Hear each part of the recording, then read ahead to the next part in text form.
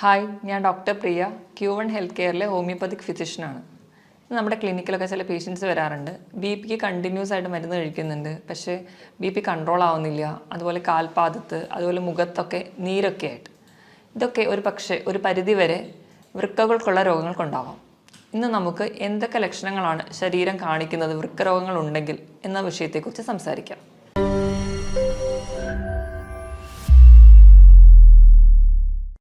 നമ്മുടെ ശരീരത്തിൽ ഒരു ജോഡി വൃക്കകളാണുള്ളത്.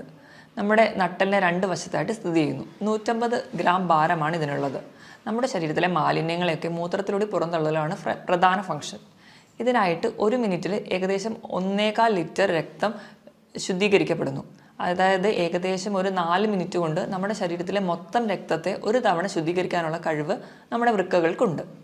ഈ മാലിന്യങ്ങളെ പുറന്തള്ളുന്നതിന് പുറമെ നമ്മുടെ ശരീരത്തിലെ ലവണങ്ങളെയും അല്ലെങ്കിൽ മറ്റ് ധാതുക്കളുടെ ലെവലൊക്കെ മെയിൻറ്റെയിൻ ചെയ്യാനും, അതുപോലെ നമ്മുടെ വൈറ്റമിൻ ഡി, നമ്മുടെ എല്ലുകൾക്കും പല്ലുകൾക്കൊക്കെ ബലം നൽകുന്ന വൈറ്റമിൻ ഡിയുടെ ആക്റ്റീവ് ഫോമിൽ എത്തിക്കാനും, അതുപോലെ തന്നെ നമ്മുടെ ചുവന്ന രക്താണുക്കളെ ഉൽപ്പാദിപ്പിക്കാൻ വേണ്ടിയിട്ടുള്ള എറിത്രോപോയിറ്റിൻ എന്ന് പറയുന്ന ഹോർമോൺ ഉൽപ്പാദിപ്പിക്കാനും ഒക്കെ നമുക്ക് വൃക്കകളുടെ സഹായം ആവശ്യമാണ്.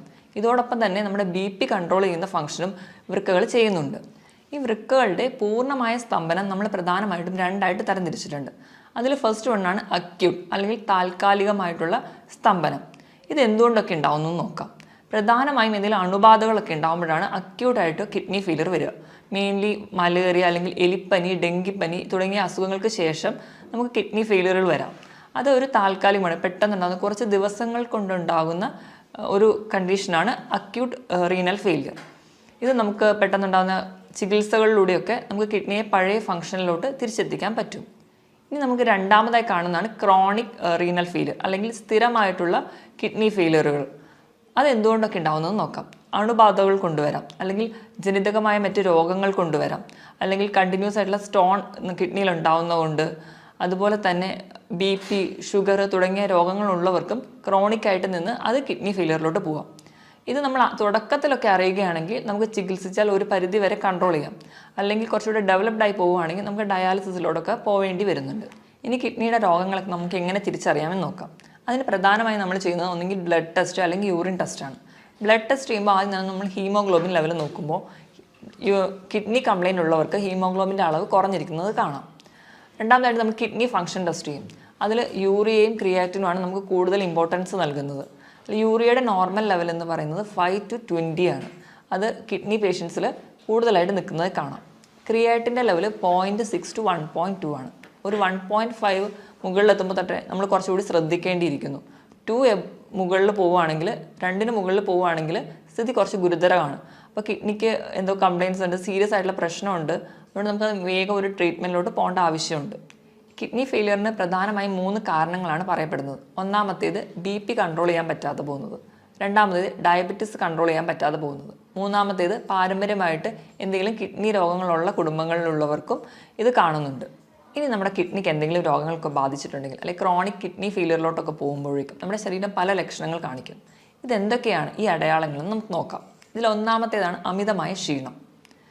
അമിതമായ ക്ഷീണം എന്ന് പറയുമ്പോൾ തന്നെ തളർച്ച, അമിതമായ കിതപ്പ്, അതുപോലെ തന്നെ തലവേദന, തലകറക്കം, അതുപോലെ ഒന്നിലും കോൺസെൻട്രേറ്റ് ചെയ്യാൻ പറ്റാതെ വരുന്നൊരു കണ്ടീഷൻ.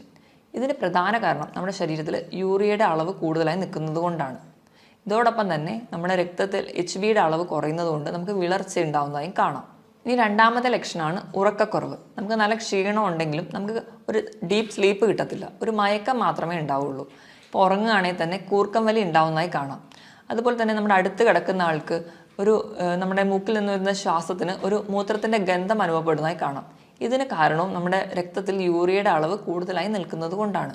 മൂന്നാമത് നമ്മുടെ ശരീരം കാണിക്കുന്ന ഒരു ലക്ഷണമാണ് സ്കിന്നിനുണ്ടാവുന്ന ചേഞ്ചസ്. സ്കിന്നിന് പ്രത്യേകിച്ച് ഒരു കോസ് ഒന്നും ഇല്ലാതെ സ്കിന്നിന് ഭയങ്കരമായിട്ട് ചൊറിച്ചിൽ വരാം. പ്രധാനമായും നമ്മുടെ കാൽമുട്ടിന് താഴെയുള്ള ഭാഗത്താണ് ചൊറിച്ചിൽ കാണാറ്. ഇപ്പോൾ ഡയബറ്റീസും കൂടെയുള്ള കിഡ്നി പേഷ്യൻസിനാണെങ്കിൽ ഇതിൽ കാലിൻ്റെ ആ ഭാഗത്ത് കറുത്ത നിറം കൂടി കാണാം. ഇതിന് കാരണം മൂത്രത്തിലൂടെ നമ്മുടെ പോയിസണസ് ആയിട്ടുള്ള സബ്സ്റ്റൻസ് ഒന്നും പുറന്തള്ളാതെ അത് നമ്മുടെ രക്തത്തിലായി തന്നെ നിൽക്കുന്നത് കൊണ്ടാണ് ഇങ്ങനെ ചൊറിച്ചിലും അതുപോലെ ഈ കറുത്ത നിറമൊക്കെ കാണുന്നത്. നാലാമതായി ശരീരം കാണിക്കുന്ന ഒരു ലക്ഷണമാണ് ഇടയ്ക്കിടയ്ക്ക് മൂത്രം ഒഴിക്കാനുള്ളൊരു ടെൻഡൻസി. പക്ഷേ നമുക്ക് മൂത്രം ഒഴിക്കാനൊക്കെ പോയി ഇരുന്നാലും മൂത്രം പോകത്തില്ല. ആ ഒരു ടെൻഡൻസി മാത്രമേ കാണിക്കുള്ളൂ. ഇത് കൂടുതലായും കാണുന്നത് രാത്രി സമയത്താണ്. അഞ്ചാമതായി കാണുന്ന ഒരു ഫീച്ചറാണ് മൂത്രത്തിൽ കലക്കലായിട്ട് കാണുന്നത്. അതായത് നമ്മുടെ മൂത്രത്തിൽ ബ്ലഡ് കൂടി മിക്സ് ചെയ്തിട്ട് പോകും. ചിലപ്പോൾ മൂത്രം ഒഴിക്കുന്നതിൻ്റെ തുടക്കത്തിൽ കുറച്ച് ബ്ലഡ് പോകും, അത് കഴിഞ്ഞിട്ടായിരിക്കും മൂത്രം പോകുന്നത്. അല്ലെങ്കിൽ ഒരു കലങ്ങിയ സ്റ്റേറ്റിലായിരിക്കും കാണുക. നമ്മൾ ചെളി വെള്ളത്തിൽ കുഴച്ച പോലെ ഒരു കലങ്ങിയ അവസ്ഥയിൽ ആണ് യൂറിൻ പോവാറ്. നമ്മൾ എത്ര വെള്ളം കുടിച്ചാലും ഇതൊരു കലക്കലായി തന്നെ തുടരുന്നെങ്കിൽ അതെന്തെങ്കിലും ഒരു കിഡ്നി ഡിസീസ് ഉള്ളവരിലാണ് കൂടുതലായും കാണുന്നത്. ആറാമതായി കാണുന്ന ഒരു ഫീച്ചറാണ് മൂത്രത്തിൽ പതയായിട്ട് കാണുന്നത്. അത് നമ്മുടെ മുട്ടയുടെ വെള്ളയൊക്കെ എടുത്ത് അടിച്ച് പതപ്പിച്ച് കഴിഞ്ഞാൽ നമ്മുടെ പാത്രത്തിൻ്റെ സൈഡിൽ ഇങ്ങനെ കുമിള പോലെ പറ്റി പിടിച്ചിരിക്കുന്നില്ലേ, ആ ഒരു സ്റ്റേറ്റിൽ നമ്മുടെ മൂത്രം പോകുമ്പോൾ കാണാൻ പറ്റും. അതുപോലെ കുമിളകളൊന്നും പൊട്ടാതെ പതയായിട്ട് തന്നെ നിൽക്കുന്നുണ്ടെങ്കിൽ അതും ഒരു കിഡ്നി ഡിസീസിനുള്ള ഒരു അടയാളമായിട്ട് കാണുന്നു. ഇനി ഏഴാമതായി ശരീരം കാണിക്കുന്ന ഒരു ലക്ഷണമാണ് കണ്ണിന് ചുറ്റുമുള്ള തടിപ്പ്, അല്ലെങ്കിൽ നമ്മൾ അതിനെ പഫിനെസ് എന്ന് പറയും. ഇതിന് പ്രധാന കാരണം എന്ന് വെച്ച് കഴിഞ്ഞാൽ നമ്മുടെ ശരീരത്തിന് ആവശ്യമായിട്ടുള്ള പ്രോട്ടീനുകൾ കിഡ്നി വഴി പുറന്തള്ളുകയും അതിന് പകരം പോയിസണസ് ആയിട്ടുള്ള സബ്സ്റ്റൻസ് രക്തത്തിൽ അടിയുന്നതും കൊണ്ടാണ്. നമ്മൾ കിഡ്നി വഴി നമ്മുടെ ശരീരത്തിന് ആവശ്യമുള്ള പ്രോട്ടീൻ പോകുന്നതിനോടൊപ്പം തന്നെ നമ്മുടെ മസിലുകളിലുള്ള പ്രോട്ടീനും അവ പുറന്തള്ളുന്നു. അപ്പോൾ നമ്മുടെ മസിൽസൊക്കെ കുറച്ചുകൂടെ വീക്കാവും. അതുപോലെ കിഡ്നി പേഷ്യൻസൊക്കെ ഇങ്ങനെ മെലിഞ്ഞ് വരുന്നതായിട്ട് നമുക്ക് കാണാം.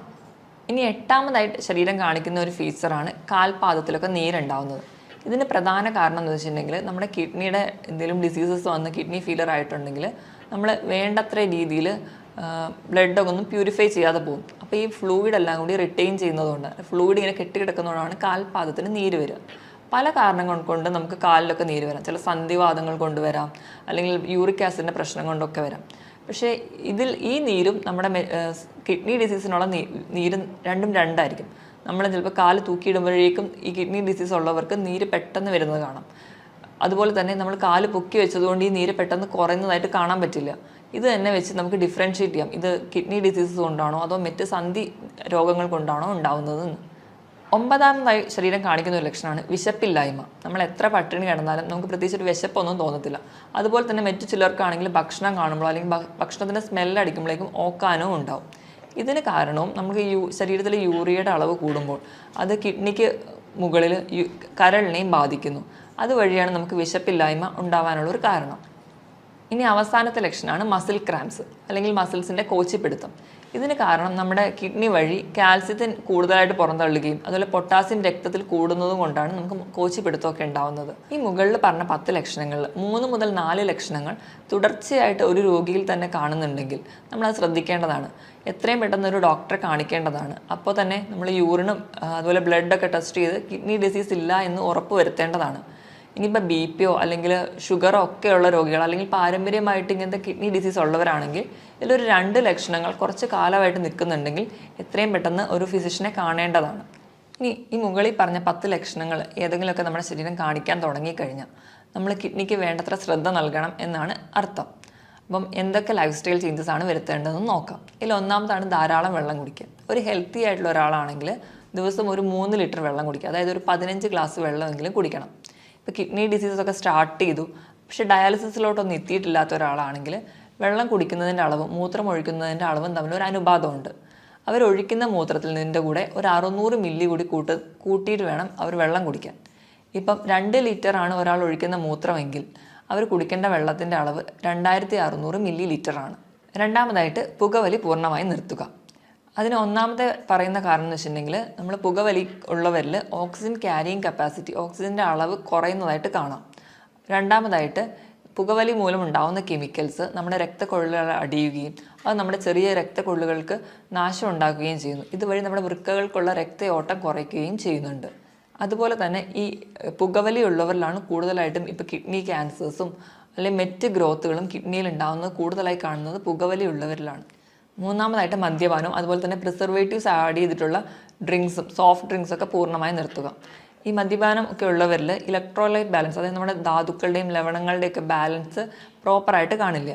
അതുപോലെ തന്നെ ശരീരത്തിന് വേണ്ട ആവശ്യമായിട്ടുള്ള വെള്ളം ഈ മദ്യപാനികളിൽ കുറവായിട്ട് കാണാം. അവർക്ക് ഡീഹൈഡ്രേഷൻ കൂടുതലായിട്ട് കാണുന്നുണ്ട്.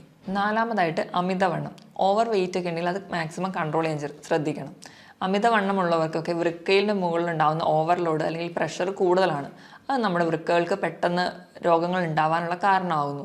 അതുകൊണ്ട് തന്നെ അമിതവണ്ണം ഉള്ളവരാണെങ്കിൽ അത് കൺട്രോൾ ചെയ്യാൻ ശ്രദ്ധിക്കുക. അതിനായിട്ട് കൃത്യമായിട്ട് വ്യായാമം ചെയ്യുക.